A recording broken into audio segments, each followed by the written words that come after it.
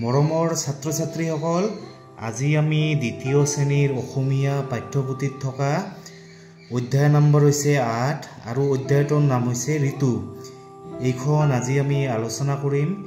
তোমালোকে ভিডিঅ'টো মনোযোগেৰে চাবা। প্ৰথমে কি কৈছে, ছবি চাই কথা পাতো আহা। তোমালোকৰ কিতাপত এখন ধুনীয়া ছবি দি আছে। তোমালোকে ছবিখন ভালদৰে চাবা। তোমালোকে প্ৰথমে এই ছবিখনত চোৱা। কি মায়ে কি কৰি আছে? মায়ে এই ল'ৰাজনক কি জেকেট পিন্ধাই দি আছে। ল'ৰাজনে মূৰত কি পিন্ধিছে? বান্দৰ টুপি পিন্ধিছে। মানে এইখন হৈছে কি জাৰৰ দিনৰ ছবি, ঠাণ্ডাৰ দিনৰ ছবি। আইতাই কি কৰিছে? আইতাই চাদৰ লৈছে। তাৰপিছত তোমালোকে এই ছবিখনত চোৱা, এই ছোৱালীজনীয়ে কি পিন্ধিছে? চুইটাৰ পিন্ধিছে, মূৰত টুপি দিছে আৰু ভৰিত কি পিন্ধিছে? ভৰিত জোতা আৰু মোজা পিন্ধিছে। তাৰপিছত তোমালোকে এই ছবিখনত চোৱা, এইজন হৈছে আমাৰ কি ককা। ককাই কি কৰি আছে? ককাই জুইৰ কাষত বহি আছে, মানে জুইৰ তাপ লৈ আছে। তোমালোকে কিতাপত ছবিখন ভালদৰে চাবা। তাৰপিছত কি কৈছে? লিখো আহা। ক নম্বৰ কি কৈছে? শীতকালত তুমি কি কি কাপোৰ পিন্ধা? ইয়াৰ উত্তৰ কি হ'ব? টুপি, তাৰপিছত জেকেট, তাৰপিছত চুৱেটাৰ আদি পিন্ধো। তাৰপিছত খ নম্বৰ, জাৰ লাগিলে তুমি কি কৰা? ইয়াৰ উত্তৰ কি হ'ব? জাৰ লাগিলে মই চুৱেটাৰ বা জেকেট পিন্ধো। তাৰপিছত গ নম্বৰ, শীতকালত তুমি কি কৰা? ইয়াৰ উত্তৰ কি হ'ব? শীতকালত আমি কি কৰোঁ? শীতকালত আমি জুইৰ তাপ লওঁ। তোমালোকে এইবোৰ এনেকৈ লিখিবা। তাৰপিছত তোমালোকে চোৱা, কি কৈছে? ঠাণ্ডা দিনৰ লগত জড়িত বস্তুবোৰৰ নামবোৰ বাকচৰ পৰা বিচাৰি লিখো আহা। তোমালোকে ইয়াৰ পৰা বিচাৰি তোমালোকে ইয়াত লিখিব লাগিব। মানে আমি ঠাণ্ডাৰ দিনত কি কি বস্তু ব্যৱহাৰ কৰোঁ, ইয়াৰ পৰা লৈ আমি ইয়াত লিখিব লাগিব। প্ৰথমে মই কি লিখিছোঁ? মোজা। ঠাণ্ডাৰ দিনত আমি কি মোজা পিন্ধো। তাৰপিছত চুৱেটাৰ, তাৰপিছত টুপি, তাৰপিছত আমি কি পিন্ধো? জেকেট, তাৰপিছত কম্বল, তাৰপিছত চাদৰ, তাৰপিছত আৰু কি লওঁ? মাফলাৰ, তাৰপিছত হাতমোজা। তোমালোকে এইবোৰ এনেকৈ লিখিবা। তাৰপিছত কি কৈছে? তলত দিয়া ছবিবোৰ চাই কোনটো কি কালৰ ছবি লিখো আহা। তোমালোকে এই ছবিখন চোৱা, এইখন হৈছে শীতকালৰ ছবি। তাৰপিছত এইখন হৈছে কি গৰমৰ দিনৰ বা গ্ৰীষ্মকালৰ ছবি। তাৰপিছত এইখন হৈছে কি আইচক্ৰীম খাই আছে। এইখন হৈছে গৰমৰ দিনৰ ছবি। আমি গৰমৰ দিনত কি কৰোঁ? আইচক্ৰীম খাওঁ। তাৰপিছত মাকে এই ল'ৰাজনক কি চুৱেটাৰ পিন্ধাই দি আছে। এইখন হৈছে শীতকালৰ ছবি। এইখন হৈছে কি ঠাণ্ডাৰ দিনৰ ছবি। তাৰপিছত তোমালোকে চোৱা, কি কৈছে? পাত এক, নাম কি? ঋতু আহে ঋতু যায়। এইখন এখন ধুনীয়া কবিতা হয়। তোমালোকে এইখন মুখস্থ কৰিবা। প্ৰথমে কি কৈছে? গাওঁ আহা।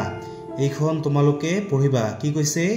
চ'ত বহাগত ঋতু বসন্ত, বিৰিখে সলায় পাত, জেঠ আহাৰত গ্ৰীষ্ম ঋতু, ফল পকে নানা জাত, শাওণ ভাদত বৰ্ষা ঋতু, খেতিৰ বাবে ভাল, আহিন কাতিত শৰৎ ঋতু, ভৰে শেৱালিৰ ডাল, আঘোণ পুহত ঋতু হেমন্ত, নিয়ৰ কুঁৱলী পৰে, মাঘ ফাগুনত শীত ঋতু, গছৰ পাত সৰে।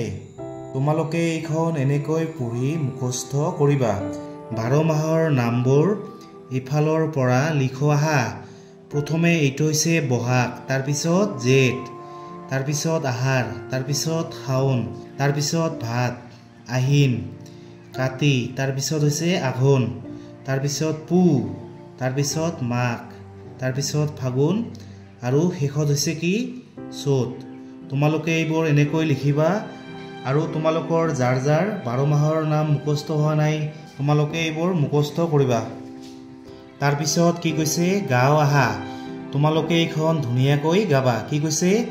হৰিটোৱে কয় শুনা, টিক টিক টিক, সময় গৈছে উৰি, ঠিক ঠিক ঠিক, পুৱাৰ নিয়ৰে কয় টোপ টোপ টোপ, নজগাবা ভাইটিক চুপ চুপ চুপ, ভোমোৰাই কয় শুনা, কৰি গুণ গুণ, ফুটাই পৰিবা পাত, নাই ভুন ভুন। এতিয়া তোমালোকে চোৱা, কি কৈছে?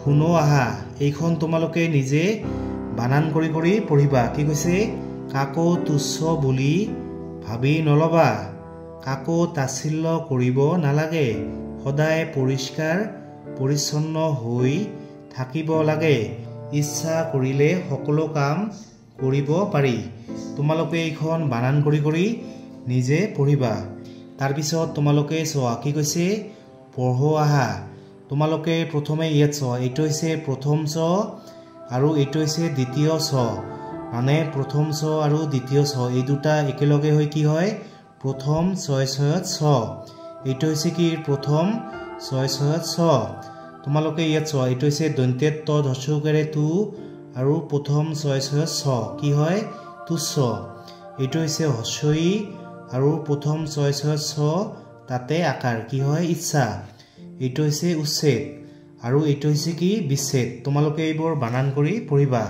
তাৰ পিছত কি কৈছে প্ৰথম ছয় ছয়ত ছ যুক্তাক্ষৰৰ তলত আচ টানো আহা এইটো হৈছে কি পৰিচ্ছন্ন এইটো হৈছে ছয় ছয়ত ছ ইয়াত তোমালোকে এনেকৈ আচ টানিবা এইটো হৈছে অবিচ্ছেদ এইটো হৈছে প্ৰথম ছয় ছয়ত ছ ইয়াত তোমালোকে আচ টানিবা এইটো হৈছে আচ্ছাদন নিৰ অচিহ্ন ইয়াত তোমালোকে আচ টানিবা এইটো হৈছে সদিচ্ছা ইয়াত তোমালোকে এনেকৈ আচ টানিবা তাৰপিছত তোমালোকে চোৱা কি কৈছে তলত দিয়া শুভেচ্ছা পত্ৰখনত তোমাৰ বন্ধু বা বান্ধৱীলৈ জন্মদিনৰ শুভেচ্ছা জনাই এটি বাৰ্তা লিখা তোমালোকে চোৱা ইয়াত তোমালোকক এখন লিখি দিছে কি কৈছে মৰমৰ অনিল আশা কৰোঁ ভালে আছা তোমাৰ জন্মদিনৰ শুভেচ্ছা জনালো মৰমেৰে ইতি তোমাৰ বন্ধু তোমালোকে ইয়াত নিজে লিখিবা মৰমৰ ৰহিমা আশা কৰোঁ তুমি ভালে আছা তোমাৰ জন্মদিনৰ শুভেচ্ছা জনালো অহা দিনবোৰ তোমাৰ অধিক সুখৰ হওক মৰমেৰে ইতি অনামিকা মানে এইখন অনামিকাই ৰহিমাক দিছে মানে ৰহিমাৰ জন্মদিনৰ কি শুভেচ্ছা জ্ঞাপন কৰিছে তাৰপিছত তোমালোকে চোৱা কি কৈছে ওলট পালটকৈ থকা আখৰবোৰ মিলাই অৰ্থপূৰ্ণ শব্দ লিখা তোমালোকে ইয়াত চোৱা এইটো যদি আমি সঠিক কৰি লিখোঁ তেনেহ'লে কি হ'ব ইচ্ছা প্ৰথমে হস্যইত হ'ব আৰু তাৰপিছত কি হ'ব এইটো হ'ব প্ৰথম ছয় ছয়ত ছ তাতে আকাৰ কি হয় ইচ্ছা এইটো যদি আমি ঠিক কৰি লিখোঁ তেনেহ'লে কি হ'ব বিচ্ছেদ তাৰপিছত ইয়াত হ'ব সদিচ্ছা এইটো হ'ব কি শুভেচ্ছা আৰু এইটো কি হ'ব এইটো হ'ব উচ্ছেদ মৰমৰ ছাত্ৰ ছাত্ৰীসকল তোমালোকে দ্বিতীয় শ্ৰেণীৰ ইংৰাজী অসমীয়া আৰু গণিতৰ বাকীবোৰ ভিডিঅ' যদি এতিয়াও চোৱা নাই তেনেহ'লে এইটো ভিডিঅ'ৰ ডেছক্ৰিপশ্যনত লিংক দিয়া আছে তোমালোকে তাত গৈ লিংকটোত ক্লিক কৰি সেইবোৰ ভিডিঅ' চাবা থেংক ইউ